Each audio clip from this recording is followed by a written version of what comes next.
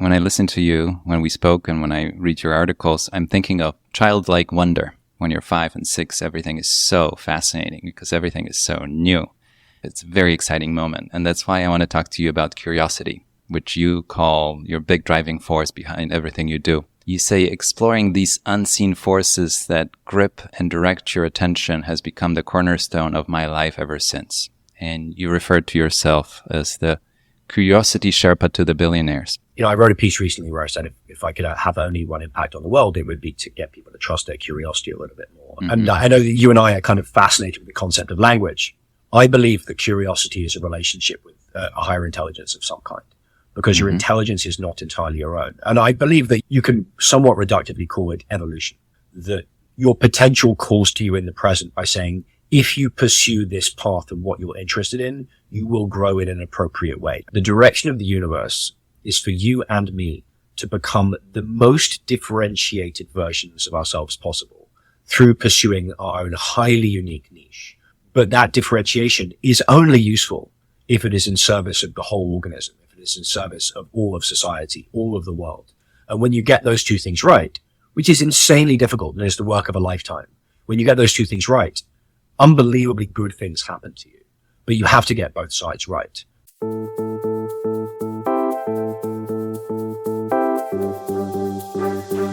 Welcome to Talking Billions. We talk about big ideas, big inspirations, big topics. We take on the hardest subject of all, money. How to make it, save it, keep it. But our conversations lead us to an even bigger question: what it means to live a rich life beyond money. My guests share their practices, principles, and evergreen wisdom. I'm your host, Bogumil Baranowski, author, TEDx speaker, investor, and a founding partner of Sicard Associates, a boutique investment firm founded in New York City. Join me on this quest to unearth the wisdom of the ages. Welcome, everyone. I'm so glad you're tuning into my podcast. For your convenience, the show is available on a multitude of platforms, including Spotify, Apple, Google, Audible, and many more. If you want to keep up with all new episodes, and there's so many more in the queue, make sure you subscribe and please do share it with friends and family. Review it and rate it if you can. Every little gesture matters, and I thank you for it. If you'd like to know more about me, or if you're interested in getting in touch, simply Google my name and it will lead you straight to my website. There's a contact form there, or check notes to this episode for links. I love hearing how you listen to my podcast on your walks, hikes, alone times, drives, trips, and more.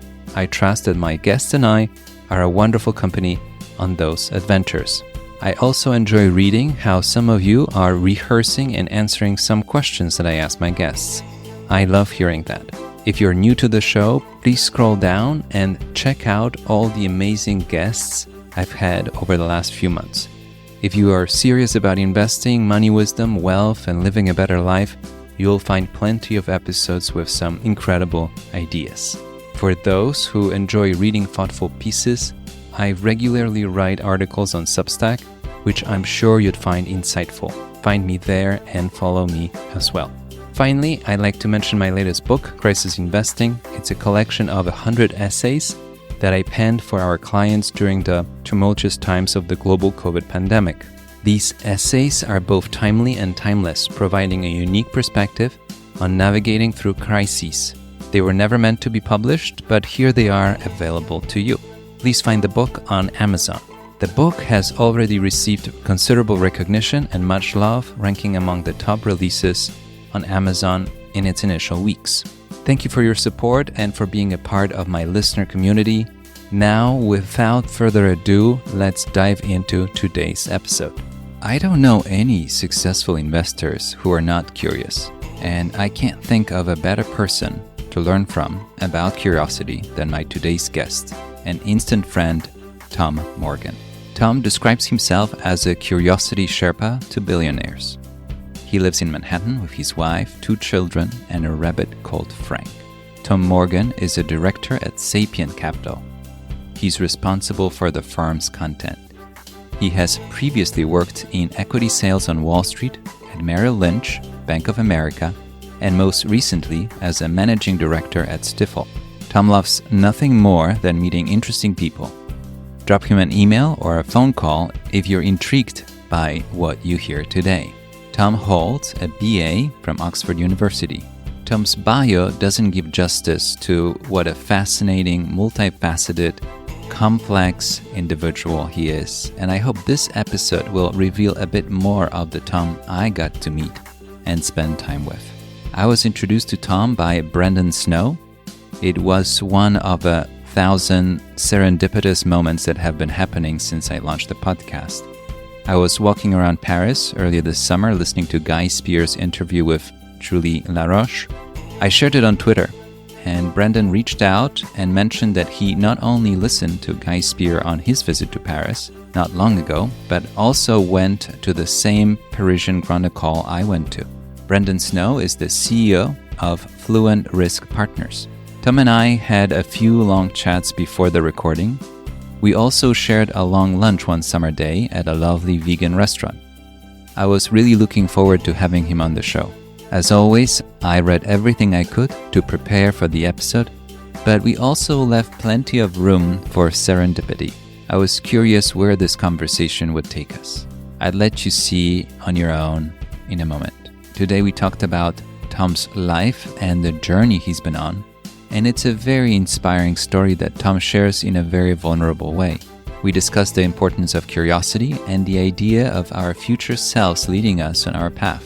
We talk about the focus in the age of perpetual distraction. Tom shares his thoughts on complexity. We also touch on the meaning crisis in today's world. I like the concept that Tom shares regarding continuously being exposed to new ideas that challenge our worldview. Stay tuned until the end. Tom shares his childhood story.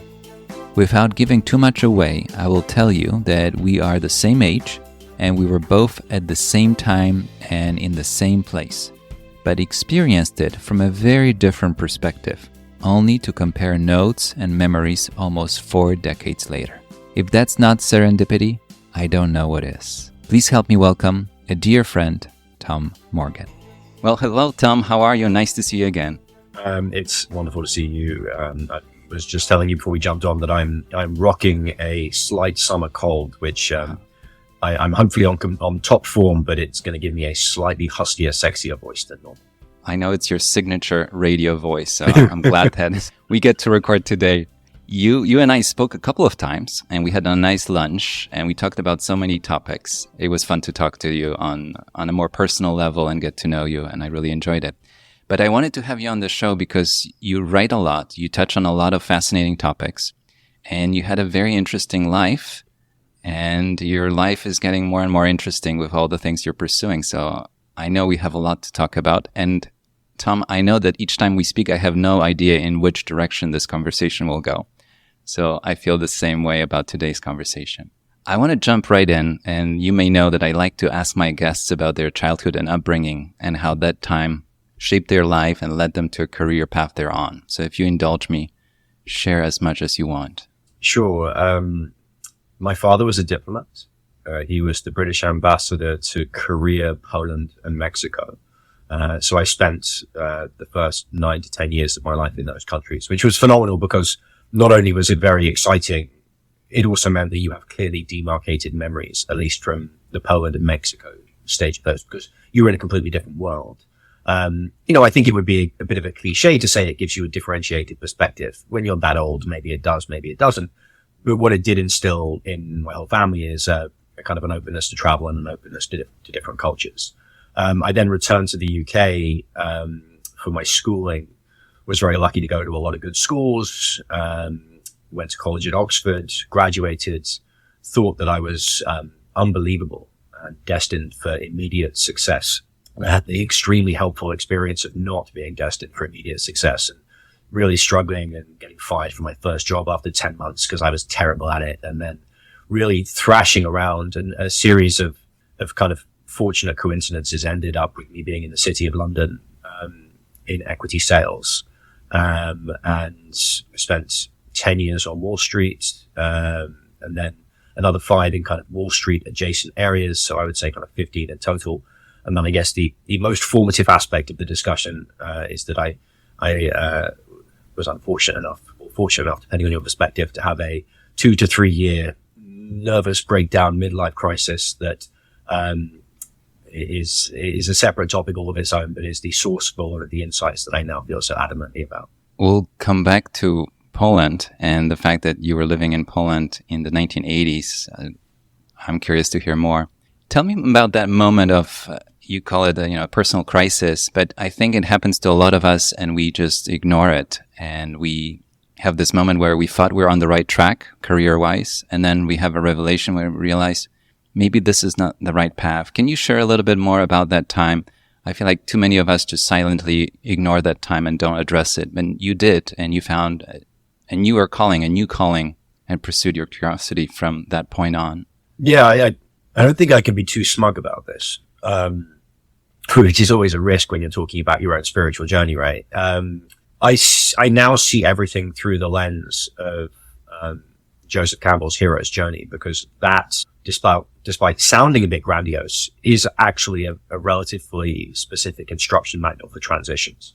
And I think the start of that's relevant to my story is this concept of stasis, call to adventure, refusal of the call, and then crisis. So for me, the stasis was being stuck in an incredibly nice corporate environment, an investment bank full of very nice people, but I'd simply lost interest in any of the topics that I was dealing with.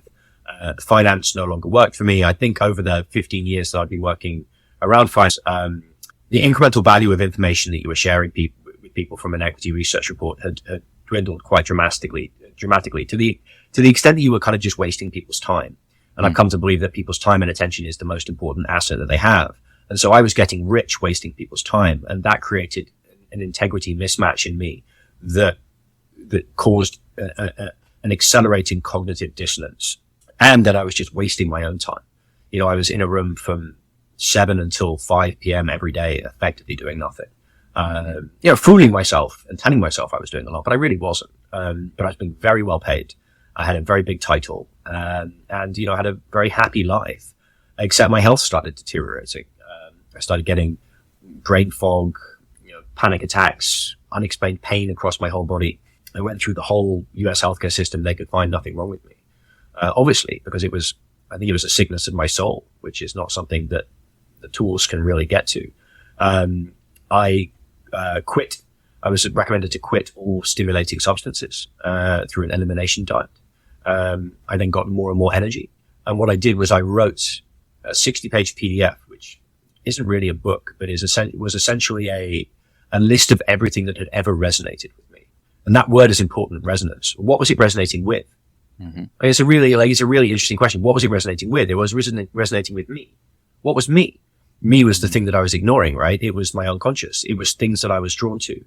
And the moment I realized that on the day I finished the book, I completely popped out of consensus reality. I had a spiritual awakening. Some people would call it a psychotic break. I see it as somewhere in the middle. And it was this overwhelming experience that I now contextualize in neurological terms as becoming right hemisphere dominant. Mm-hmm. But that tore my world apart, really for years. It made me insufferably spiritual for about 4 months. And then I went into a descent. And that rebellion within my own psyche, I think, was caused by an acknowledgement that I was wasting my life and I was wasting my potential. But I was so attached to what I was going through. I would not have quit on my own. I would not have just made the leap, and that is a staple of the hero's journey, which is that we don't leave comfort for uncertainty until we're really forced off the edge. So there was nothing heroic about it. I was kind of left with no more options.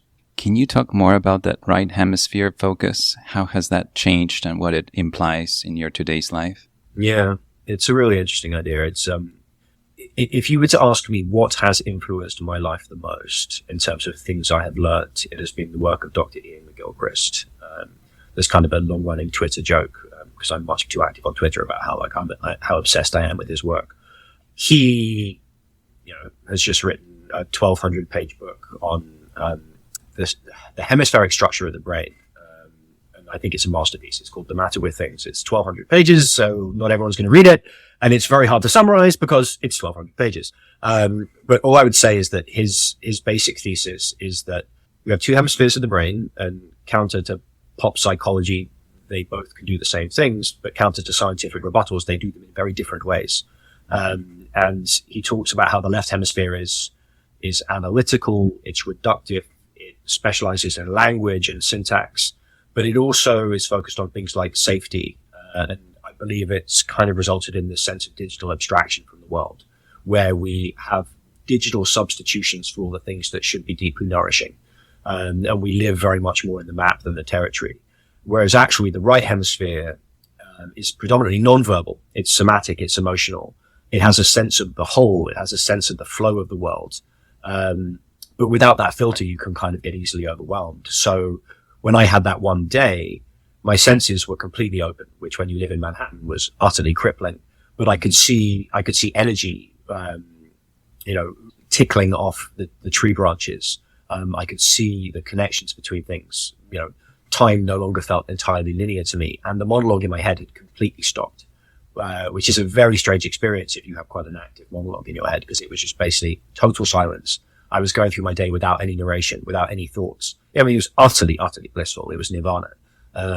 But now within a neurological context, you're like, oh, okay, this may be very, very woo-woo and spiritual, and the thing that it connected me to very transparently that day felt like love, and felt like this ineffable love, which was why it was so pleasant. I now have some relatively straightforward scientific explanations for that. But the thing that I was connected to, it certainly was a mystery, and I think will probably always remain a mystery. But what it was, and I think this is maybe one of the most important things that I've come to believe, and sort of the cornerstone of everything that I work on, is that your right hemisphere essentially controls your exploratory attention. Mm-hmm. And it does that in an energetic way. And I think if you're in this state of abstraction, control, and analysis, you are able to logically justify it to yourself with rationality and with language, but you'll have this creeping sensation that something is going wrong. But in today's world, it's very hard to trust a sensation. And there's a line from C.S. Lewis, which is, God shouts to us in our pains. And I always think about that, which is that if you keep ignoring that sensation, it's only going to get louder until there's a crisis, which I think was my the source of my chronic health issues. When I listen to you, when we spoke, and when I read your articles, I'm thinking of childlike wonder. When you're 5 and 6, everything is so fascinating because everything is so new. And I remember when I learned to read, and I would pick up books and they were too big and too difficult for me to read, but I was so fascinated. And I feel like rediscovering that later on in your life, it's a very exciting moment. And that's why I want to talk to you about curiosity, which you call your big driving force behind everything you do. And you have a quote that I really like. You say, exploring these unseen forces that grip and direct your attention has become the cornerstone of my life ever since. And you referred to yourself as the curiosity Sherpa to the billionaires. And I really like this idea. Tell me more about this. And I feel like it's something that's really exciting, inspiring, and maybe something that we forget too often in our lives. Yeah. I wrote a piece recently where I said if I could have only one impact on the world, it would be to get people to trust their curiosity a little bit more. And the deeper I've dug into this, the more I realized that curiosity has a stronger basis in science than I ever thought it was. But I remember in, I think, 2017, I was listening to this absolutely stunning lecture by Jordan Peterson, which is a difficult issue because he's had his own trajectory that I'm not totally a fan of. But back then, he was doing some truly electric stuff. And there was this line where he said that Carl Jung had a theory that your future self called to you in the present by directing your interests. And, like when you listen to a podcast and you're on the move and something really hits you, you can always remember where you were. And I was, again, the Newark security line. And I was just like, bang, bang, bang, bang. That means something huge. And it's taken me kind of years to unpack it. But it's this idea that I think if you stop and you say to yourself, do I control what I'm interested in? And if you think you do, try it. And, to relate it to my own experience, mm-hmm. It would have been phenomenal had I managed to stay interested in the stock market and to stay interested in equity research, because it would have made me much happier and wealthier for that transition time mm-hmm. than I would have been otherwise. But I lost interest. And once that toothpaste is out of the tube, you can't get it back in. And I've watched a lot of people, particularly in midlife and particularly in finance, lose the toothpaste, and then just hold on because they're in their peak earnings years. And to them, I would ask, what controls your interest? Mm-hmm. And I know that you and I are kind of fascinated with the concept of language. I believe that curiosity is a relationship with a higher intelligence of some kind, because your intelligence is not entirely your own. And I believe that you can somewhat reductively call it evolution.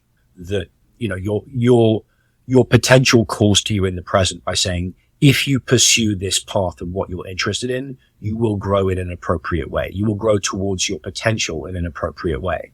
And you know, I said there is basis in science for this. And I think one of the simplest ways of looking at it is this, which is that, the universe trends towards complexity, which is kind of an obvious statement, right? Like if you look at Earth, you had rocks, you had, you know, tribes, and now you have the internet.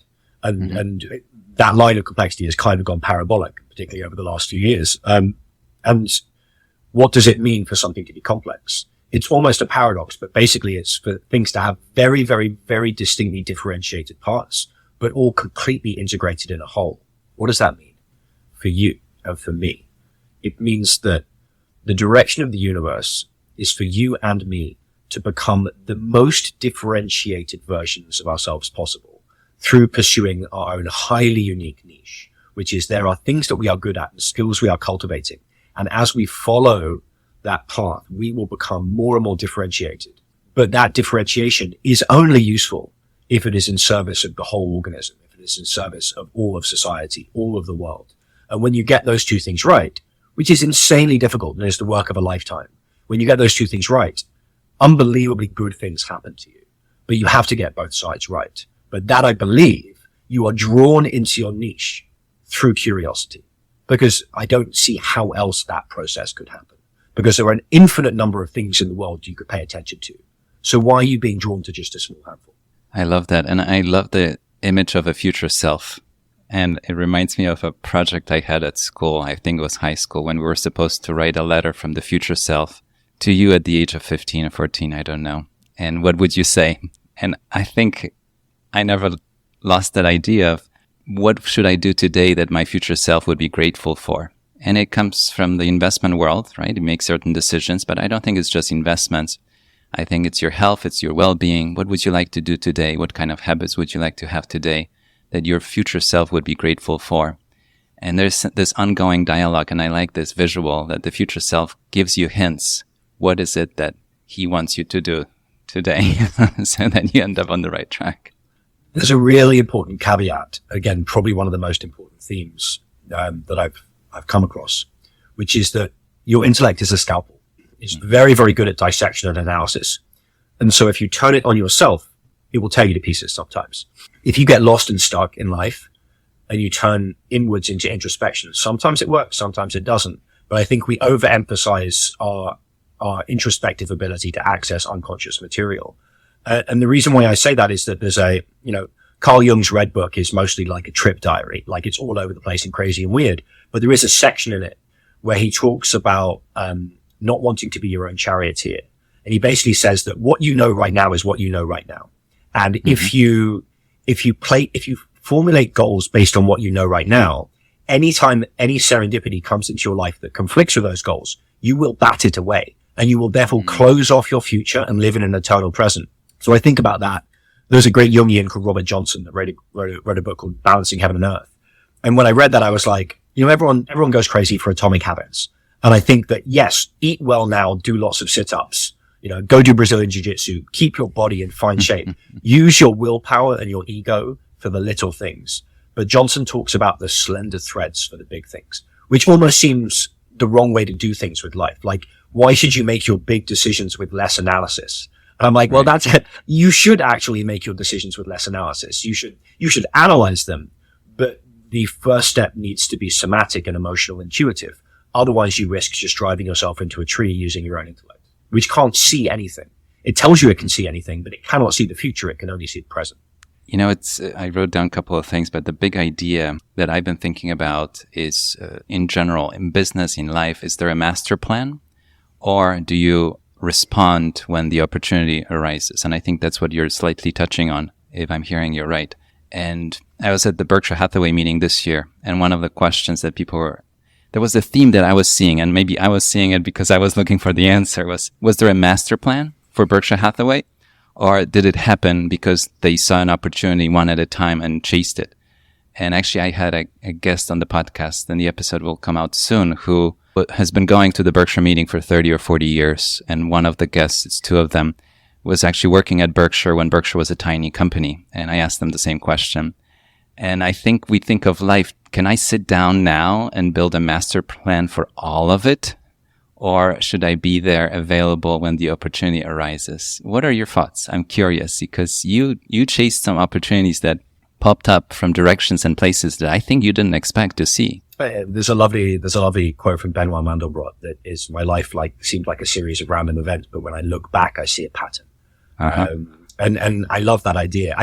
It's incredibly unrealistic to tell people you shouldn't have goals, right? Mm-hmm. I don't live that way, but I think what you should do is never let your goals get in the way of what your attention or what your interests are clearly telling you.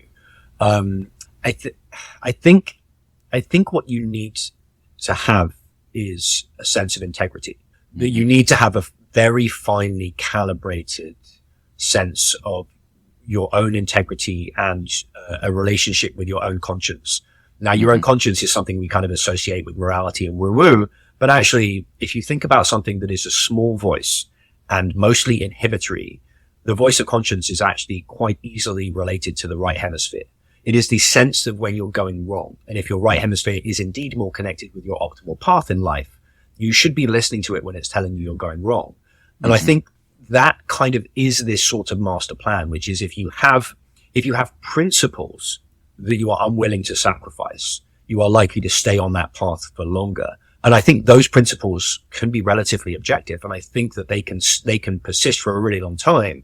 And when I hear Buffett and Munger speak, I think these are men who, to a certain degree, have principles and they have certain maxims and they hold by those no matter what happens. And that I think is powerful. But to say, I want to be this by that date, you're then doing exactly what Jung says and you're closing off the path. Unless you have the conviction that you're more intelligent than the unfolding of the universe, which, maybe. I just think that's pretty unlikely, right? I'm smiling because I wrote down principles and then you summarized it as principles. And I think that's the essence of it, that as long as you have principles and you refine them over time and you collect them and you borrow them from other people that were on a similar path or people that you respect, like the people that you write about in your posts. And the second point that you make, I think having a very precise timeline, let's say I want to become a billionaire in 10 years. I think it's very seductive. It's very inspiring. But if you don't get there, whether it's 1 million or 100 million or 10 million or whatever other goal you have, weight loss, or I'm not sure, seeing 100 countries in 5 years, what then? The disappointment can derail your plan to continue and your motivation to continue. And I like the word eventually. And I actually wrote it down a few days ago that if you have a goal and you'll get there eventually, for me, that's enough. As long as I know that it's possible for me to get there. If I don't get there in 4 years, I'll get there in 7 years. Eventually keeps me going. Do you have some thoughts about that when you think about the goals that you have for your curiosity and your endeavors? Not having a strict, timeline by 2025, you have to do this or that. Yeah, I've been thinking about it a lot the last couple of weeks, actually, and I've been thinking about womb. We exist in a very zero-sum world, and I believe that the zero-sum nature of both our psyches and our markets and our economic structures and our social structures are creating an unfathomable amount of suffering beneath the surface, right?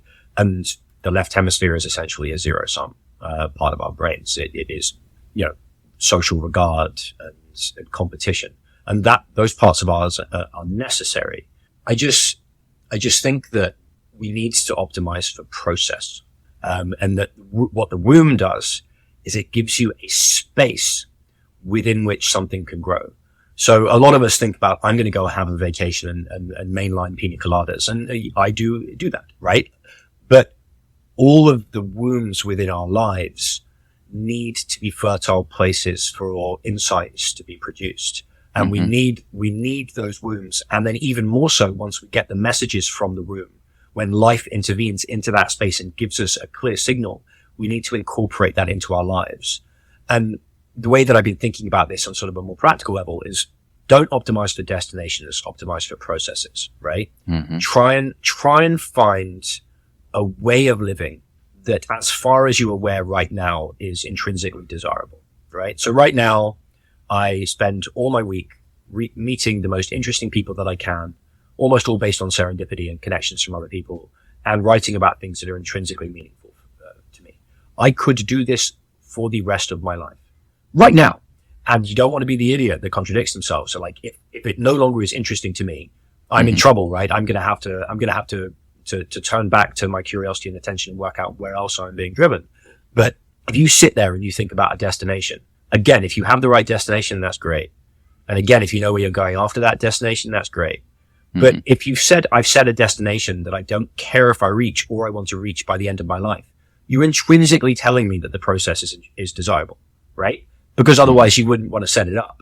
And very few people would be like, I want to struggle at something I hate for a destination I may never reach. That's a really dumb way of looking at things, but it also is how a surprisingly large number of people structure their lives. That their destination is retirement. And the process of getting them to their retirement is not what they like. And then a lot of men just drop dead a couple of years after retirement because they're off of a treadmill. Like, and I know this is a massive cliche and I can hear it as it's coming out of my mouth, but just because it's a cliche doesn't make it true. It doesn't make it not true, right? So I can't keep up with taking notes because I already have 3 follow-up questions. I had Luca Delana on the show who wrote a book, Ergodicity, that I'll have to share with you. But one of the points he makes is that we optimize our life in one example for the retirement. You know, we talk about investments and comfort and financial independence. But he says, what if you don't make it? And he has the idea, he proposes an idea that people can embrace or reject, to optimize in the sense that if you were to live another day or a month or 50 years, you would be happy with the decision and the choice that you made today. And I think it's a very different way of looking at life, but also at businesses. You know, a CEO makes decisions that will maximize his or her payout in the next 2-3 years before they have to move on, right? It's a very different decision than a family appointed CEO that will stay there for 20 years managing the business would make. And when you think about business decisions in terms of what's good for the next year and what's good for the next 50 years or life decisions, it makes you think differently, right? Certain risks you wouldn't take or certain opportunities you're willing to chase because the outcomes will happen not in the next quarter or 2, but in the next 5 or 10 years. I really paused on that idea. It made me think a lot. And when you said how people optimize for retirement and they don't make it, I think that a lot of decisions made in investing, business, and life where we don't have this dual way of seeing things. It might be a month, it might be 50 years.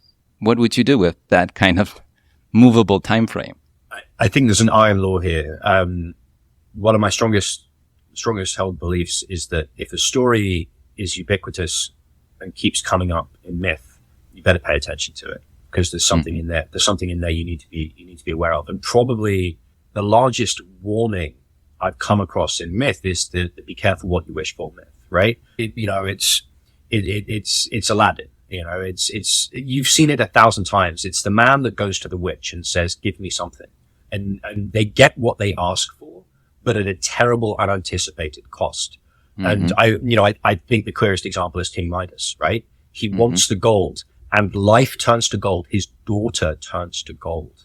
And there is a deep truth in here, which is that if you place something at the top of your hierarchy of values that is not life itself, not your creative output, not that flow, you run the risk of going horribly, horribly off track because you are placing something dead at the top of your hierarchy of values, right? You are placing money at the top of your hierarchy of values, and it's easy to crap all over money, but like, it's a good example, right? Which is that like, unless money is a means to an end, and I think there is nothing wrong with money at all, then you'll end up with a number, and what that number is your entire self-worth, unless you're using that number to facilitate something else. So you see it all the time with companies that optimize for earnings, right? Is that they'll optimize for this quarter's earnings at the cost of 5 years from now. And all the companies that optimize for quality. I always think of Deming.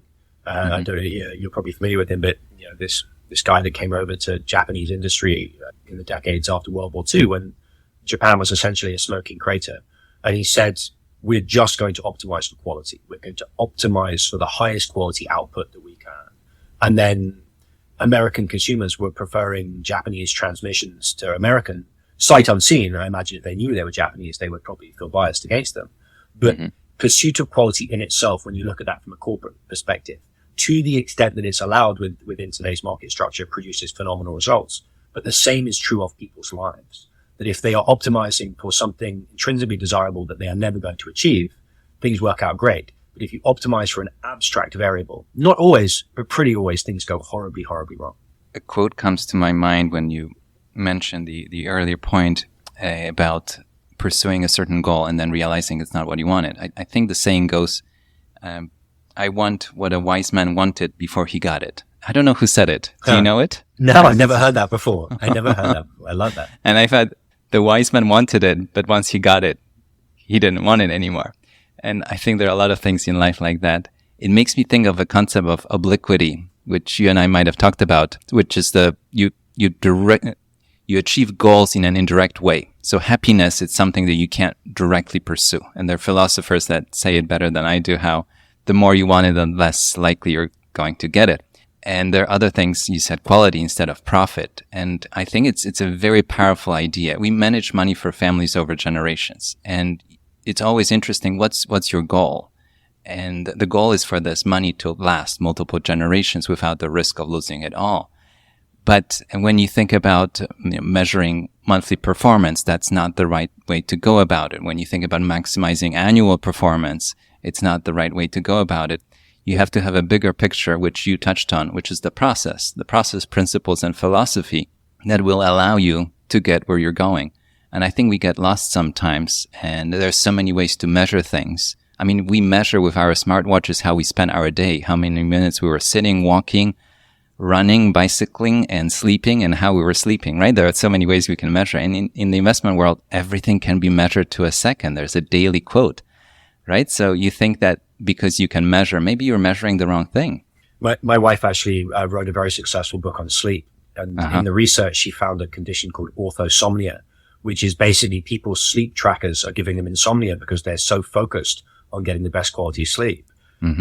Miguel Christ has this expression that I think he takes from the Iroquois or one of the Native American tribes, which is seeing with soft eyes.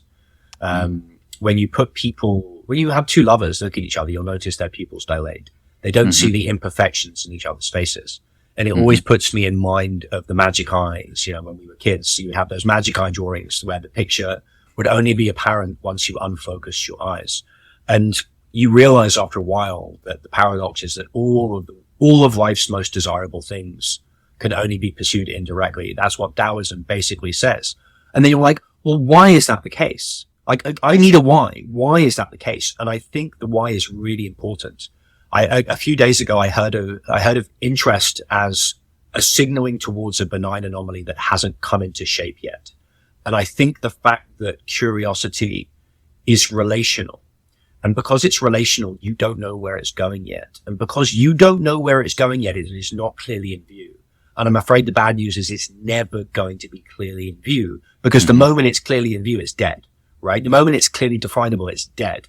So the cost of living life this way is an absolutely perpetual lack of certainty, but also the faith that anomaly is benign. The thing that hasn't come into view yet is your own potential, and it's something that's going to help you. And because you are not in control of it, there is just a level of uncertainty, and you will only be able to take that opportunity if you are seeing with soft eyes. I have an image of, and somebody wrote about it, driving from West Coast to East Coast or East Coast to West Coast, and you only see as much as the headlights will show if you're driving at night. And I think that's how our life can work and how pursuit of curiosity works. We only see as much as the headlights allow us to see, and then we find something else and something else. I mean, even the few hours that you and I spent in person talking, we realize how we're touching on new ideas. And actually, the more I talk to you and the more I read your articles, the more questions I have. So, because it opens up things that I haven't thought about. And speaking of those, there's a quote I want to share with you from one of the articles. It's from Matthew Crawford. You write, "The redemptive nature of focused attention in an age of perpetual distraction." It's a mouthful, but I want to talk more about it. You know, there's so much information. You focus on finding what's important. That's what you want to write about. How do you manage when there's so much seemingly that we have to know, that we have to care about?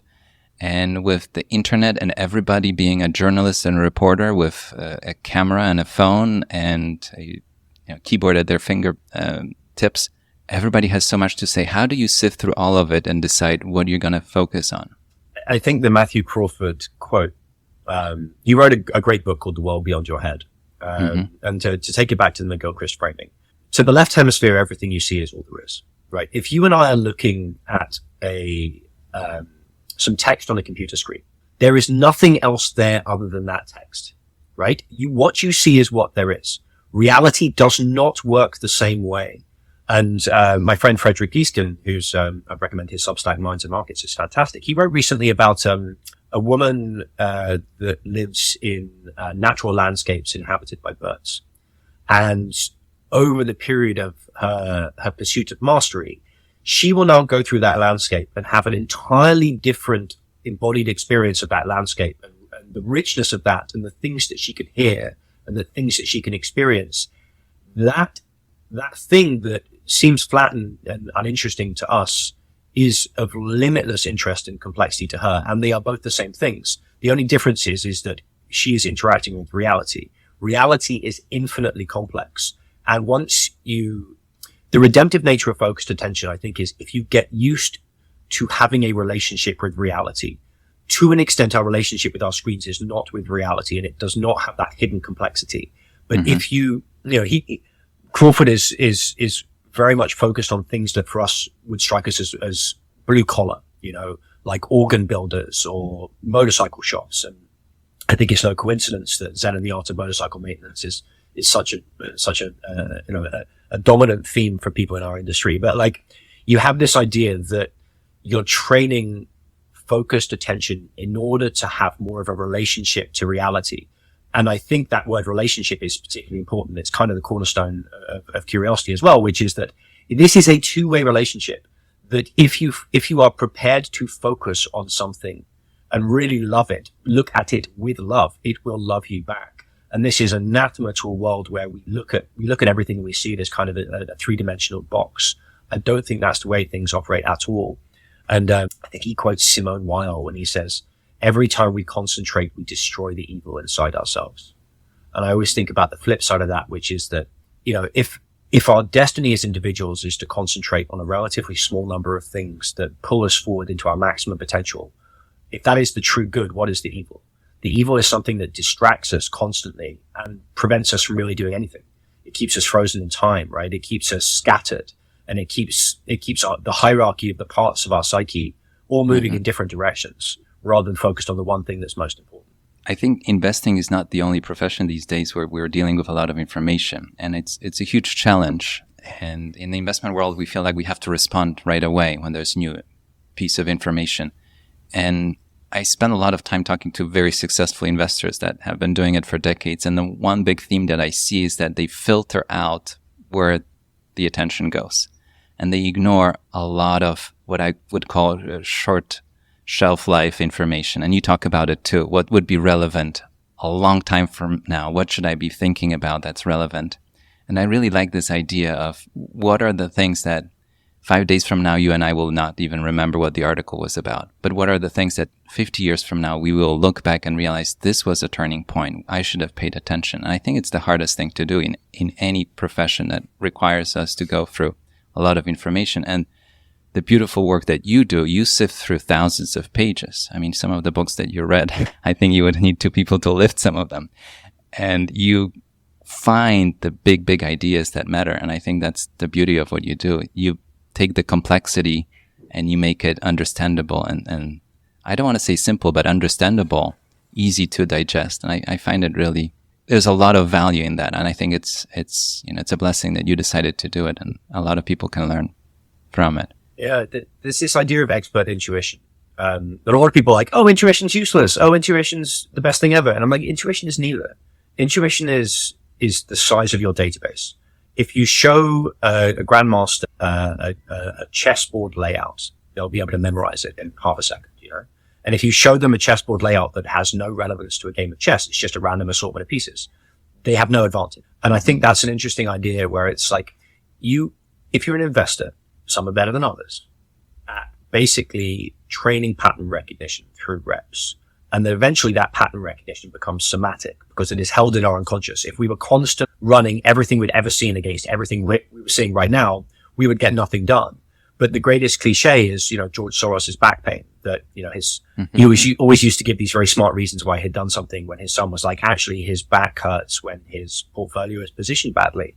And that's not woo-woo. That's just expert intuition. So like that I think is very, very powerful, that these guys can basically, the grandmaster can look at the board and immediately see what's relevant.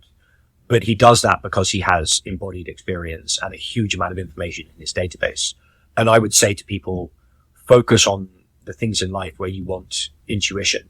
It's why people's intuitions are so good with social interactions, because you've had untold numbers of social interactions in your life. And the complexity of a human face is such that, many people with autism can't even look at it because there's so much data. So you have insanely rich data, which is why a lot of investors I know get so much out of management meetings, because unconsciously they can tell when people are just lying to them, or vice versa, when there's something brilliant coming down the pipe, right? And I think that is something I've noticed from very experienced investors. In terms of the application of that to you and to me, I think of things in a very simple way, which is that when you're triaging information in your life, does the information make you feel better after you've consumed it? Not before. Does an interaction with someone make you feel better afterwards? In that, like, anything can be fun beforehand or during. Like, fast food, right? Bad food tastes fantastic, but you feel terrible afterwards. And I think the indication of whether information is meaningful is the signature once you've consumed it. And I do that a lot with books. There is something profoundly mysterious with the way I consume books now, which is I will go months without reading anything. And then I get recommended, God knows, 10 books a week. And I'll buy 2. So I have an enormous book budget, right? And then I'll open them. And then I'll be like, does this sing?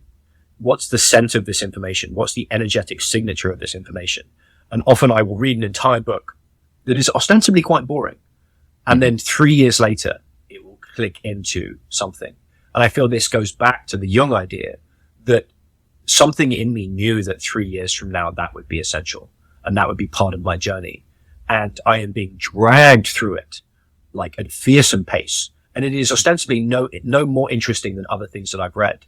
And I think really respecting that impulse, and I believe it can be cultivated, that intuition can be cultivated because I'm better at it than I used to be. That the explore exploit, you just get better at exploiting the really profitable niches. And I think there's some really obvious ways to do that, like knocking out all ephemeral news, right? I don't really consume any politics, right? Like, and that's fine if you want to clearly demarcate which information you are consuming for entertainment. I read an enormous amount of soccer news, but I know what I'm doing, right? I'm not pretending to myself that there's anything relevant in there. It's more that, like, I think that that one of the great analogies I heard was a bacteria is placed in a sugar solution and it will learn to swim towards the sugar solution, because if it does not swim towards the sugar solution, it will be selected against by evolution, right? We are the same in the way that we treat information that way. And we exist in a 4-dimensional informational environment where something sings to us, and it sings to us from the future because it is about the manifestation of our potential in the present. Well, speaking about the future, I have to ask you about patterns, because it's a word that came up a few times, and I know that you recently wrote about patterns and the future. Looking back, it's always easy to see the pattern. Oh, I did this because I did that, or the business did this, and then something else followed. But looking forward into the future, it's the hardest thing. And I think we're seduced by people that forecast. They go on TV and they give us a forecast. COVID will last this long, or the economy will go into a recession, or this will, housing prices will go up this much. We love those, and we love to listen to them, although we know that the value of that opinion, because it's just an opinion, is not much, especially in the investment world.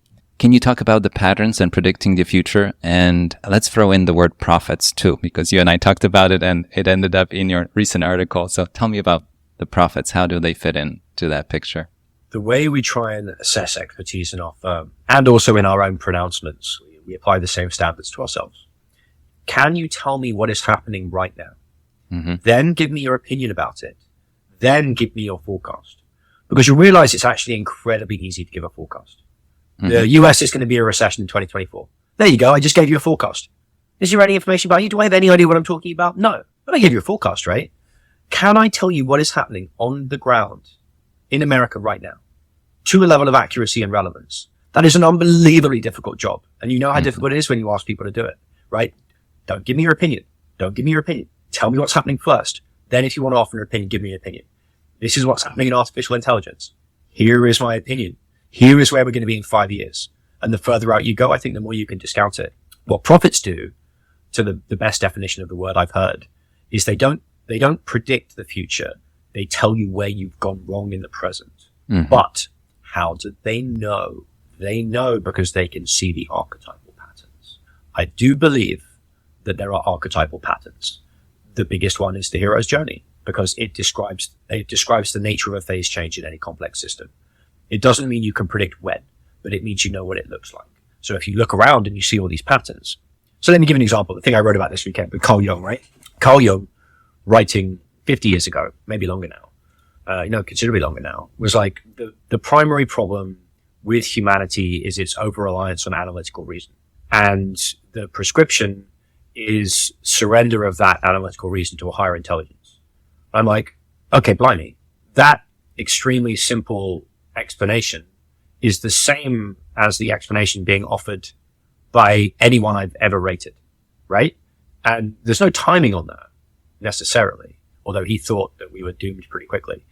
It's just the same as a bunch of other people. And I think that maybe that's an insight that's applicable to finance, is that there are a relatively small number of people that have this ability to see the present. And when they are all telling you the same thing at the same time, that is highly, highly relevant. But they have to be relating it back to some sort of underlying archetypal pattern. And I think in today's world, we tend to be quite nihilistic about the existence of those patterns, to which I call BS. I say that there are patterns. And if you want to know what those patterns are, read the stories that have been around for several 100,000 years, because they wouldn't have stuck around for several 100,000 years if there wasn't patterns to them. And don't get me wrong, any pattern can change at any one time. I'm just willing to bet that if something's been around for hundreds of thousands of years, it's going to persist. It's going to persist at different levels of complexity. It's going to be fractal, but it's going to persist. And I will take that bet. The timing is impossible, but I do believe that we are at a critical tipping point right now, because our society is in a polycrisis that is being caused by an over-reliance on an analytical reason. I had John Maxfield on the show, who is a banking analyst, but our conversation ended up being a lot about history. And he told me, if you want one big takeaway from our conversation, is that there's nothing new. And it resonates with me that if you want to know the future, you have to understand the past. And I'm not the first one saying it. There are beautiful quotes that phrase it better than I do. But the idea is that the history books give us hints of what's ahead of us. It's human nature doesn't change. A lot of things are very, very similar. They rhyme. They're not exactly the same, but the banking crisis, whatever you want to look at, we've had it before. We'll do it again. And I think we all spend too little time reading history books. And this is the search for the patterns that you talk about. And we might not know exactly how the future will look like, but it will rhyme with what has happened before. On that note, I have to ask you about AI. And I really had a good time reading your article about AI, because you said that basically you cannot not write about AI. You have to say something about AI. What are your thoughts about it? Do you think it's going to change the world? In what way and how? And I think we've had AI in some shape or form for a while, but I think because we're interacting with it directly these days, almost as a conversation, I think it's much more relatable. And I think the imagination is expanding of how it can change how we do business, how we live, how we look up information, how we pursue our curiosity at the end. Well, let's apply the same standards to myself, right? Let's not be too much of a hypocrite. A very, very interesting concept for parsing information that I've run into from a guy called Tor Nora-Tranders, who wrote a phenomenal book called The User Illusion. He talks about the concept of exformation, which is if you and I are working out what information to consume, we need to work out how long has that person spent thinking about it? Have they been thinking about this for 15 seconds, or have they been thinking about it for their entire lives? And then how much information has been discarded to produce that information. As in, I have read 60 books, and here is one tight paragraph where no signal has been discarded to create it. Mm-hmm. Think about that every time you read or consume anything, and it will be a very powerful watchword, which is why you should not listen to me about AI, because I know almost nothing about it. What I will say is this, and I should not be trusted, because I've spent AI came out and I was coming from the same starting point as everyone else, which, all I will say is that what is happening right now, I believe, again, place no weight on my opinion, is that what we produced right now is a universal intern, right? That means that if you can outsource grunt work to it, that then has to be checked by someone wise, you've just increased the premium on wisdom, right? The person at the top of the pyramid has to be someone with lots of investment experience to work out when it's being fed nonsense, right? Mm-hmm. But it frees up those people to be less left hemisphere and more right hemisphere. Now, am I terrified that this is a rational tool that's going to be abused to end the world? Yeah, I'm not going to lie, I'm a little bit. Yep. It follows the archetypal pattern of humanity coming up against increasingly dangerous rationalist forces, whether it's fascism, communism, and Nazism in the 20th century. There's occasionally a threat that comes to us where we have to unify ourselves against something that's coldly rationalist and against life. So that's my 15-year forecast where we all die or go into some sort of Terminator 2 future, which I am concerned about. But you should probably place less than 1% weight on that opinion. Well, speaking of wisdom, I have a quote from one of your articles that has 3 words that I like, which is wisdom, wealth, and freedom. And I think you know which one it is. And you say, wisdom is the ability to pursue what you love and ignore what you don't. Wealth provides that freedom. It's such a good sentence, 2 sentences. It's an incredible quote. Tell me more about it. Exclamation. So there's a guy called David Semra who runs a podcast called Founders Podcast. Uh-huh. And as far as I can tell, he just got like elbow deep into every single biography of people. And he's done, it must be like 250 people by now. And, they're all brilliant. I recommend so many of them. They're so good. I'm like, yeah, right. So I'm like, you are exclamation for me. Look up what you've been through to get to what you are, right? And he said out of everyone that he'd studied, Ed Thorpe was his personal blueprint. And I was like, that is huge signal. Think about the information that he's discarded. Because one of my big bugbears about today's world is that we don't, we celebrate the people that have achieved something objective, right? Because that's very, very easy to point to. And often those people have terrible lives. He talks about Enzo Ferrari being too anxious to ever even get on an elevator and never having got on a plane and having a terrible relationship with his family. But Ferrari, cool cars, man. Like we know about it. But he's like, so many of the people I study do not have admirable existences or things that I would want. He's like, Ed Thorpe is the only guy whose life I want. And I was like, why? And I believe the common factor in Thorpe is that he was very unusually willing to pivot quickly. So he had the atomic habits where he was like, I'm going to stay incredibly healthy and maintain my personal relationships because those are cornerstones of a life. But you look at him and he goes from academia to breaking Vegas at roulette to founding one of the first quant hedge funds. When you listen to Semra's telling of it, and it's an N of 1, it's one data point, but when you listen to his telling of it, it's that he was like, okay, I think I've done enough here. I'm going to pivot. And yes, I think the relevance to that sentence you kindly quoted is that he had a foundation of wealth. But I don't think that foundation of wealth is the critical variable. It's that gave him the comfort to pivot, yes. But it's the adherence to curiosity that I think is most important.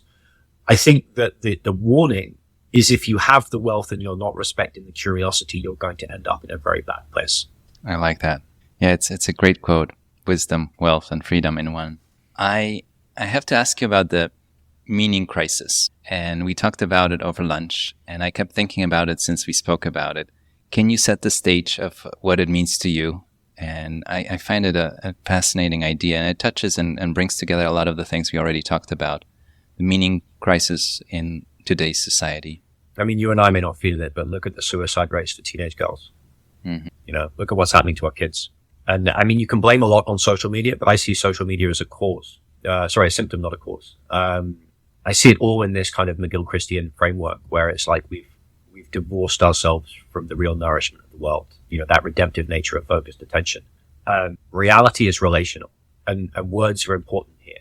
that we are coming into relationship with something that brings us alive. And we are now 3 generations back from that. You know, we are post-industrialization. And what McGilchrist's point is that post-industrialization, things like schizophrenia and autism, there's no historical accounts of them.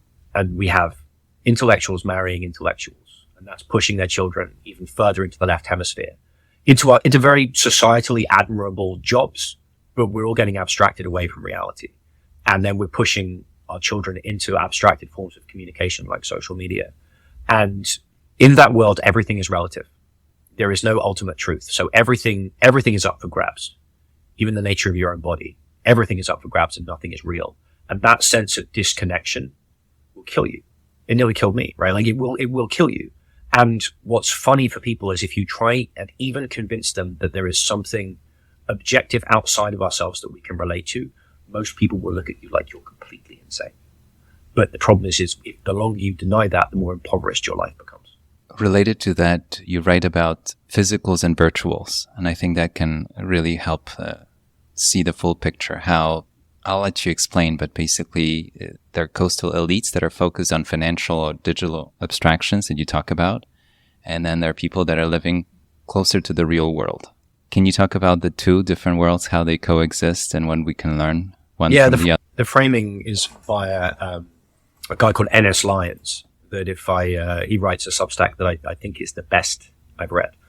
He introduced me to the Crawford interview, and he wrote a piece on Tolkien and C.S. Lewis last year that's one of the best things I've ever read, where basically they, again, came to this diagnosis that the techno-utopians, there's this, it almost makes me shudder. He talks about, C.S. Lewis talking about what he called the Tao, T-A-O, which was this source of life, this objective good that we can connect to and that can help guide our curiosity, right? And he said that the heart is the bulwark between the cold brain and the hot gut that would guide us. And it's something that I think may be physiologically true, but it's kind of a woo-woo belief of mine. But the heart is predominantly connected to the right hemisphere, right? And there's this, he juxtaposes it with this line from Ray Kurzweil, the transhumanist, saying the heart is subject to too many failure modes, right? And so the best thing for us would be to replace it with a machine. And you're like, ooh. So you're replacing the one thing that connects us to the world with a machine because you're not willing to risk that failure. And what's the relevance to physicals and virtuals? And I think when you look at the people that we've held up in our society as the most successful, they are these relatively left-brained, often extremely left-brained, Silicon Valley, all Wall Street people that deal almost entirely in worlds of abstractions. Like try explaining most of what Wall Street does to a normal person. I've worked on Wall Street for a long time, and even I barely understand any of it, right? And Silicon Valley is the same. They're creating virtual worlds, metaverses that aren't connected to anything. And again, within those worlds, everything is up for grabs. And I think for people that live in the real world, the quote unquote essential workers, this just strikes us as absurd. These debates over the meanings of words that aren't meaningful to anyone trying to just simply earn a living, and the existence of things that are true and are good.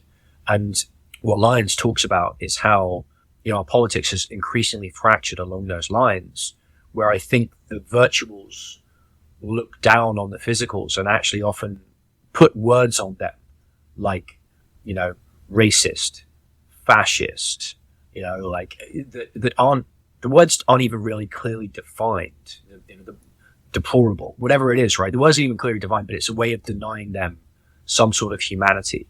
And that creates this urge for rebellion amongst that group. And this is not a US thing. This is a global thing.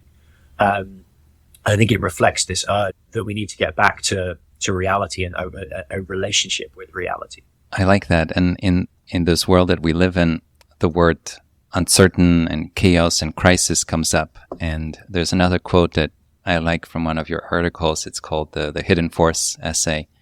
And you write about self-actualizing people who are relatively unfrightened by the unknown and mysterious, the puzzling, and often are positively attracted by it. And it's from Maslow, if I remember right. And I thought it goes back to our initial conversation about curiosity. The unknown, it's an opportunity for discovery. Can you talk more about it? How we shouldn't be really afraid of it? Maybe that's something we could pursue. I think there's an applicability to investing here, which is that usually, and this is an awful thing to say, but you can tell when the other person you're facing has stopped thinking. And typically it comes at a certain time of life. And usually it's when something knocks up against someone's professional or personal identity. So if you are a perma-bear and you are faced with irrefutable evidence that things are getting better, often you will simply not be able to threaten your identity with that new information. But it's true across almost any area of expertise, because what you have to give up about yourself, you have to throw your own identity in the fire. You know, I love the Upton Sinclair quote that it's difficult to convince a man of something when his salary depends on him not understanding it, right? And the same is true across the board. Something that happened to me that was highly confronting and I think quite relevant. I gave an interview in March about the very worst parts of my midlife crisis, and I gave it to a friend, and I wasn't planning to relate it to my professional identity at all, because there was a lot of tough stuff in there about mental illness and depression. And then the day it was published, a neuroscientist by the name of Dr. Mona Sobhani contacted me, and she said, it really resonated with me, a lot of the stuff you did. And then I read her book, and I was actually reading it on the way to Omaha to the Buffett annual meeting. And on the plane, I felt physically sick. Because what happened to her is that she had a crisis of rationality, and so spent the entire pandemic digging through published research on psi phenomena, which is things like remote viewing, clairvoyance, telekinesis, precognition, all these things that I just imagined had been completely incomprehensibly debunked. And she read the research, and not only did she find that it's actually relatively robustly proven, it's been proven by like incredibly credible like organizations, often in quadruple blind studies. And you either have to discredit Mona entirely, which I don't believe is fair, or you have to discredit all the studies and meta-studies. And the reason why that backstory is important is that basically I made myself much more open to the world than I planned on doing. And as a result, the world made itself much more open to me immediately. And that Mona's work has opened up an entirely new world to me that I actually think is weirdly applicable to investing in certain strange ways. But it opened up an entirely new world for me, and only because I decided to make myself open and vulnerable. Now, I wasn't being manipulative in the vulnerability. My intention was to help other people who were going through a similar problem in a similar circumstance. And so my intentions, I think, were good. And my reward was something that really messed up my worldview. I like that. You made me think, and I wrote it down earlier, the word change. And we talked about principles and philosophy. But I think the biggest courage comes from being able to change your mind about something. And you talked about being tied up with a certain identity. But I think in the world of investing, but in life in general, if you like a certain stock, you feel so invested you can't change your mind about it. And I think the biggest lesson for me, both in investing and in life, is that it's okay to change your mind. What Tom thought in 2010 or what I thought in 2010 might not be true or relevant or correct given the information, knowledge, experience that we accumulated since.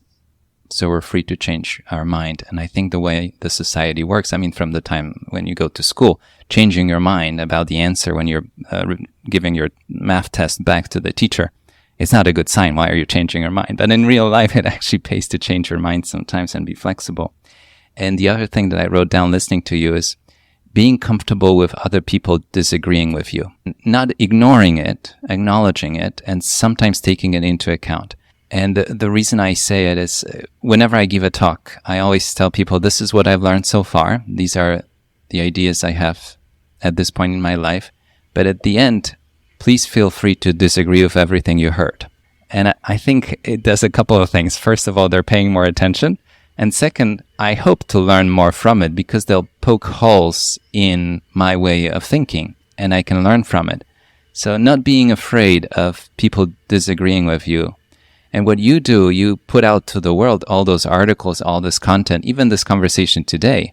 A lot of people will hear it. It might resonate with so many and they'll reach out to you. And I think that's the part that's worth the risk and the vulnerability that it puts you in. Do you have some thoughts about it as a creator, writer that shares so regularly? Yeah, I'd say a few people that I really hold up as creators online, they have the two characteristics of following their heart and opening their heart.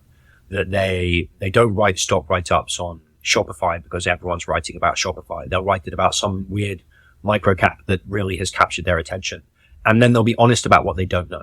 And that's a powerful, powerful combination when it's backed up with work, right? You don't want to just throw your hands up and say, I don't know what I'm talking about. And I think that vulnerability is important because I've been consistently surprised. You know, I'm constantly dropping my trousers in public and waiting to be kicked in the nuts. And instead I mostly get a hug, right? I find that very surprising that the more vulnerable I am, the more I'm rewarded, as long as I think I'm not trying to be manipulative with that vulnerability.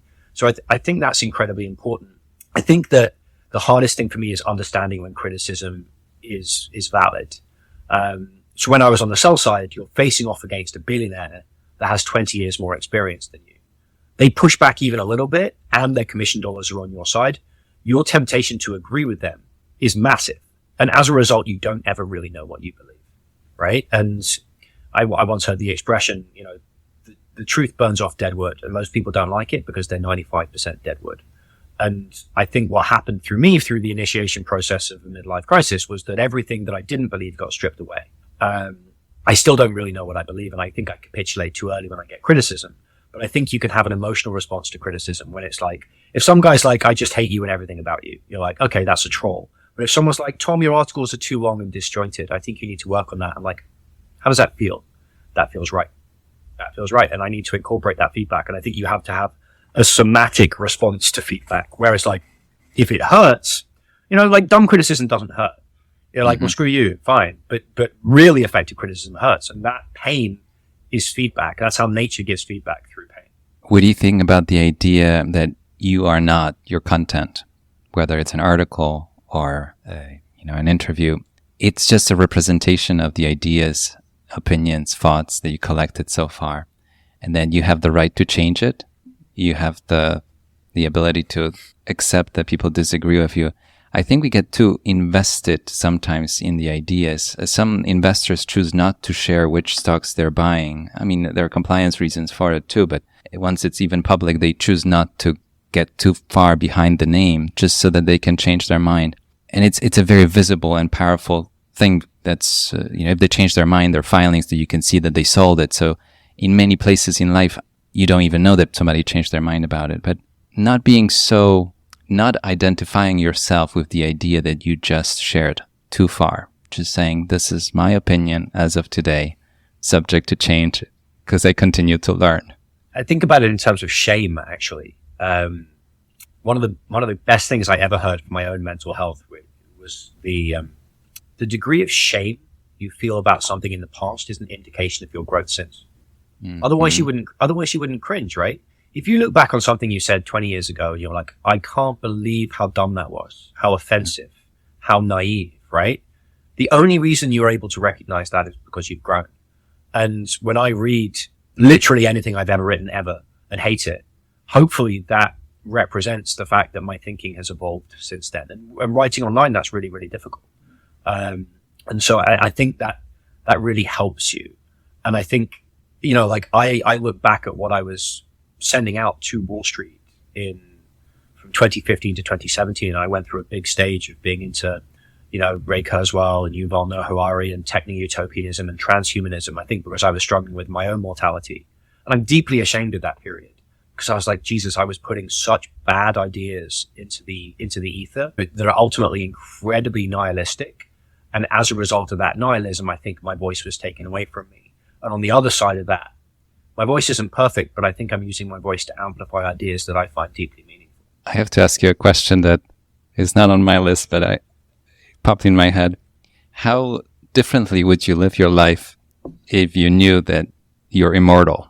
I think immortality would be a horrible curse. I don't know. No one's ever asked me that. I think you'd have to optimize. I think you'd have to pay even more attention to process, right? Because what you realize if you're immortal is you try everything. And every pleasure is fleeting, right? You probably spend a few weeks, jet skiing across the Aegean, and every even years, even 100 years doing each of those things, eventually it would run dry. And so I think the only thing that could sustain you for eternity is an infinite game, by definition. That the energy of the universe is, as far as we know, inexhaustible, right? And so this It's a really interesting idea that's very hard to articulate, which is a zero-sum game has a finite amount of energy in it because there has to be a loser. Someone has to lose that game. An infinite game, a positive sum game, has an infinite amount of energy in it. And this is something that we're starting to realize about thermodynamics, is that the inevitable heat death of the universe and everything is dependent on the view that the universe is a closed system, and we do not know that. Whereas actually the movement towards complexity is capturing energy for the environment in a way that may go on forever. The world may just get more conscious and complex forever. And as a result, if you can tap into that energy, that limitless energy source, the Tao, forever, you will never get bored, right? And again, what do you do with this pretentious waffle? You try and find processes. I think that if you had this infinite time horizon, you would eventually boil it down to what's essential. You would have tried everything that you think would bring you happiness. We spoke about the idea that happiness is something that's very hard to achieve, impossible to achieve in a direct way. But I think eventually you would boil it down to a handful, few things that matter. And it might be different things for different individuals. But once you remove that mortal time horizon, it really changes what you care about day to day. And I was thinking of the term waste, and I don't know if it's the right word to use, but there's this idea that rich people don't waste money. Poor people do. And mortals, I think, waste. You have a different opinion. I'm simplifying. But mortals with a limited time tend to waste a lot of time. When you think about it, we waste a lot of time on so many different things as if we were immortal. I don't know what would change in that sense. That would we waste time because we have unlimited time, or would we choose not to waste it? I don't know how we would respond to it. There's this idea that, rich people that stay rich live as if they were poor, and poor people that stay poor live as if they were rich. And I'm paraphrasing that, you respect a certain blessing that you have, whether it's, wealth or in this case, time. You made me think of this book by Napoleon Hill, the guy that wrote Think and Grow Rich. Mm-hmm. He wrote a book when he was alive that wasn't published, I think, until 2011 because it was considered disturbing and wacky. It's called Outwitting the Devil. Mm-hmm. And there's no indication when you're reading it that he doesn't think the devil exists. And his definition of what the devil does is he makes you drift. He fills your head with opinions that are not yours. Mm-hmm. Highly relevant to what we were just talking about, right? He distracts you. Highly relevant to the world of social media, right? Why does he do those things? To waste your time. To run down the clock on your life. Why does he want to run down the clock on your life? Because the one thing that you can do through that redemptive power of focused attention, that destroys the evil inside yourself, is to focus on your niche. And once you focus on your niche, as you exactly just stated, you get increasingly honed in on one thing that matters, or a small group of things that matters, which is what brings life to you, what brings energy to you. You get better and better at it. You get more and more efficient. That is functionally the definition of wisdom, right? It is getting more and more done with less and less effort. It is the sage that clicks his fingers and suddenly a thunderstorm appears. That is the apex of humanity. It isn't someone that's constantly grinding against the world. It's someone who is completely at harmony with it. And so that, I think, is like you have heaven and you have hell. And hell is constant distraction, and heaven is complete alignment with yourself and the world at the same time. I like that. Wow. I'll be thinking about it for a while. Tom, I have to ask you a question that has, it's a personal question, and you and I talked about it. You are probably, I'm pretty sure, the only New York non-Polish friend that I have that was in Poland in the 1980s when the Cold War was still very much cold and frosty. And we're the exact same age. So we have some memories of those days. It was, to me, was the darkest time before the dawn because the era of the Cold War is coming to an end. We didn't know that at the time. What are your memories of those days? You were in Poland as a little kid, as I was. There's two things, right? There's like the false memory syndrome, which is all the stuff that you remember at the time, and there's the stuff you found out later. So like for me at the time, I remember a warm home full of like lovely Polish staff because we lived in an embassy. I remember going to an American school. I remember wandering through the Łazienki in Warsaw and playing on the toy truck that they had there. I remember going to bison forests and being very, very cold. So it's mostly incredibly positive. I do remember bread lines. I do remember us being able to get things that other people couldn't get. But you're only superficially aware of that kind of stuff when you're that young. And then there's the false memory syndrome, which is the stuff I remember afterwards, which is, our head butler was a KGB agent, and my dad was meeting with Lech Walesa in back streets to help move the Solidarity movement along. And he directed Malcolm Rifkin's motorcade to the death of a political dissident, Father Popolushko. So, I was living in a bugged house filled with spies. And at the time I was having the best possible time because I was a kid. So like, it's this very weird juxtaposition where I certainly do remember going from Poland to Mexico, and the day that I arrived in Mexico, like all these sugary cereals and bright sunshine and a swimming pool and all these things. It was a very, very, very stark change even at that age. But, I try not to let my actual memories be polluted by what I think I should remember. Well, I think we're both glad that that time ended. I have memories of going with my grandpa every month to pick up ration cards. And I was absolutely convinced that all the kids in the whole world go every month to some sort of a government office and pick up ration cards that say, that many grams of flour, sugar, all the basic goods that you can buy in government-owned and controlled stores. And when I went, Vienna was the first place that I went to when things were opening up. And I realized the rest of the world works completely differently than what I saw as a kid.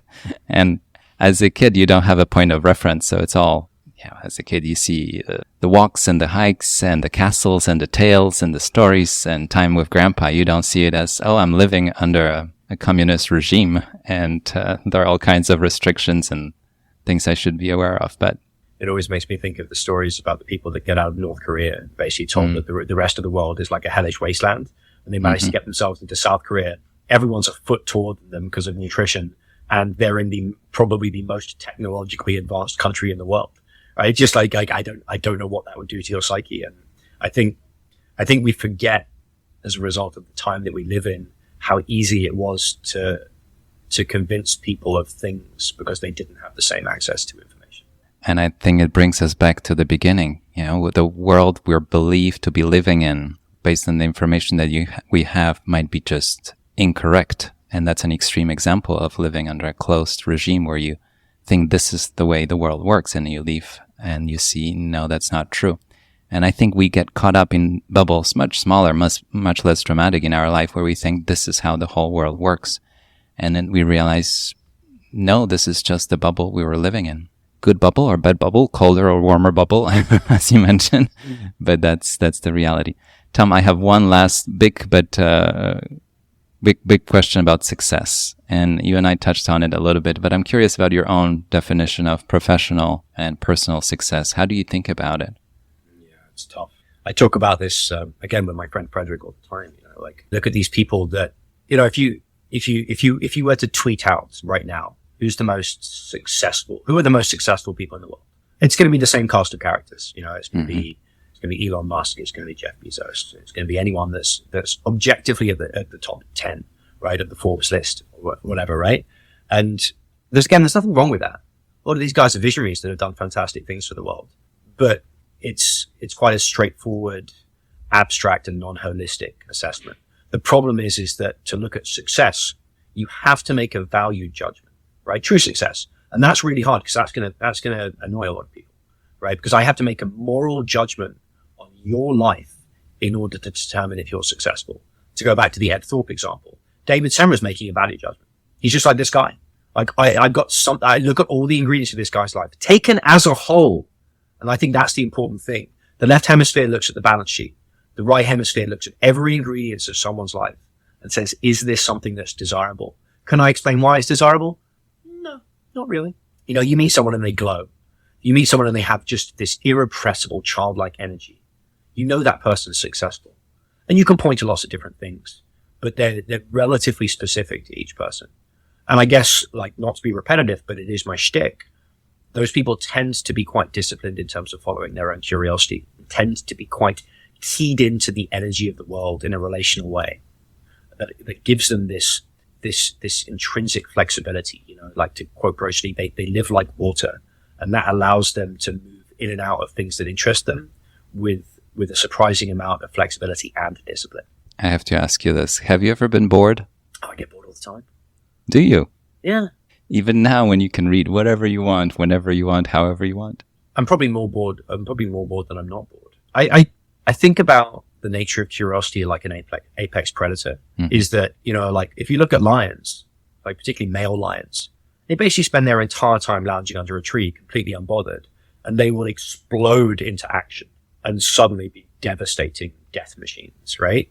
And I think the explore exploit is a bit like that, where you'll go through these long periods of inactivity where nothing's really interesting to you, or you're wrestling with an idea and it's a little bit boring and you've really stagnated as a person.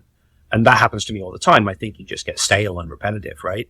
And then suddenly something comes into your world, the anomaly comes into your world, and you need to attack that with ferocity. When Mona's work led me to the Irving Maslow's Akashic Field theory, I was like, man, this could be a concept that resolves all of these crazy random ideas. And so I read like 3 books in a week and listened to like 15 lectures on YouTube and went nuts. And like, I was passionate, but then I went 6 weeks after that without finding anything and without really trying, just kind of sitting around and waiting for something to tickle me. And so I'm bored a lot. And Christ, it's not like my life is that desirable, right? I'm sitting here talking to you in my bedroom. It's not like I'm the happiest person I know. And the last 3 years of my life have been the best 3 years of my life by a long way because I've respected curiosity. But I'm far from a paragon of virtue in any regard. But the search never ends. There's no moment where the funny thing about this podcast, those conversations, is that not just my guests recommend people and articles and Substacks. By the way, I really like Frederick's writing and I'm hoping to have him on the show. I talked to him briefly. I think we would have a lot to talk about and a couple of people that you mentioned as well. But I have a list of books I want to read and I organize them by category. And if anything, I noticed that the list has grown, 5-10 times in the last few months alone. And people have sent me books that I have yet to read. So I think the more questions you have, the more will come to you. It's almost like shaking a tree with a mango or an apple. The more you shake it, the more will come down. But it's fun. And to me, the search never ends. That's why when I think of the word boredom, I don't know the feeling because I'll always find something to look at. It might be not as exciting as I thought, but then I'll move on to the next thing. But the pursuit never ends. And to me, if I think of success is as long as I have a reason to keep on moving and finding and discovering and having conversations, that's to me success. It's less about a destination. And I think a lot of people think of it as a destination. If only I had $1 million, or if only I had $1 billion, or if only I had 5 houses. But if you realize once you have it, what then? And the pursuit is much more of an exciting, at least to me personally, way of looking at it, that I have a reason to get out of bed and get on the call, have a fun conversation, read a book, learn something new, get challenged, have somebody disagree with me. I find this as a fun pursuit in itself. And going back to your quote that, wealth and freedom, having the wealth and freedom to do it. And I was thinking before we got on the phone and I wrote it down that I think there were 2 moments when I was the most curious in my life, probably when I was 5 and today, because I finally have the time and the freedom to pursue all the interests that intrigue me. And I'm not constrained by school and exams and diplomas. I'm just pursuing things that I'm curious about. Yeah, I don't want to understate the difficulty of being curious. Like, not only is it something you can probably only do at a certain level up Maslow's hierarchy, but there's this weird idea of you being a whole. And you've always, every time I've met you, and even now, you strike me as just a person who has a lot of inner harmony. And there was this idea that, again, came out of this stunning Jordan Peterson lecture about Jacob's Ladder, which is that a differentiated psyche is the same as this definition of complexity that I was talking about, where like you have lots of parts of your psyche that all want different things and they can pull you in lots of different directions. But what the idea is to clearly differentiate them to do different things, but have them all pulling together in pursuit of something that's bigger than everyone. That is the structure of a functional society. It's the structure of a functioning company. It's the structure of everything complex and successful, where you have highly differentiated parts all unified in pursuit of something that's valuable. And one of Peterson's big ideas is that there is something at the top of that hierarchy, probably. If there's nothing at the top of that hierarchy, you're just a mess, right? You're just going in a million different directions every passing second. And if the wrong thing is at the top of that hierarchy, you're going to get in real trouble real quickly. And the only thing you can put at the top of that hierarchy is curiosity, life, whatever it is, right? And so there's the flip side of what I'm saying is it's very, very difficult to know what you're curious about. And I only really like, and it gets better. It gets better over time. You get better as you get wiser at knowing what you're curious and stripping everything out that doesn't matter. But if you've got a lot of trauma, if you've got a lot of things in your life, a lot of voices in your head, telling you the person you should be, your parents, whatever it is, right? It's very difficult to have a clear view about what you really care about. And it's even harder to know what is at the top of your value system. For me, that paralyzed me for several years. What is a big enough thing for me? What is big enough? What is big enough? And I made a catastrophic choice when I left finance to reject finance entirely and to go and be a hospice worker and a social worker and a recruiter and a psychologist to try and help people with something that was objectively meaningful. And I went too clearly after something that I thought was meaningful in the same way as you can just as clearly go after something that you think is meaningless. And that paralyzed me just as surely, because the thing you're going after, because you're seeing it with soft eyes, is never directly visible to you. And if you try and go after it too directly, you will kill it and you'll possibly kill yourself. Tom, this is a beautiful place to wrap it up. Wow, what a conversation. And I definitely hope to have you back on the show and talk more. But I think we covered a lot of the ideas that you and I talked about in person in the last few times we spoke. Thank you again for today. And it was a real delight. And I'll include all the links to your content on all the friends that you mentioned as well for the audience to pursue their curiosity and find out more and follow you and learn more from you. Tom, thank you so much for today. What a pleasure. Thank you. You were listening to Talking Billions. We talk about big ideas, big inspirations, big topics. We take on the hardest subject of all, money. But our conversations lead us to an even bigger question: what it means to live a rich life beyond money. If you enjoyed the show, please take a moment and follow, subscribe, rate, and share with friends and family. We rely on word of mouth to promote the show. One click for you means the world to us. Thank you. Until next time, your host, Bogumil Baranowski. The content of this podcast is for general informational purposes only, and so are the opinions of members of Seacard Associates, a registered investment advisor, and guests of the show. This podcast does not constitute a recommendation to buy or sell any specific security or financial instruments, or provide investment advice or service. Past performance is not indicative of future results. More information on Seacard Associates is available in its Form ADV disclosure documents available at advisorinfo.sec.gov.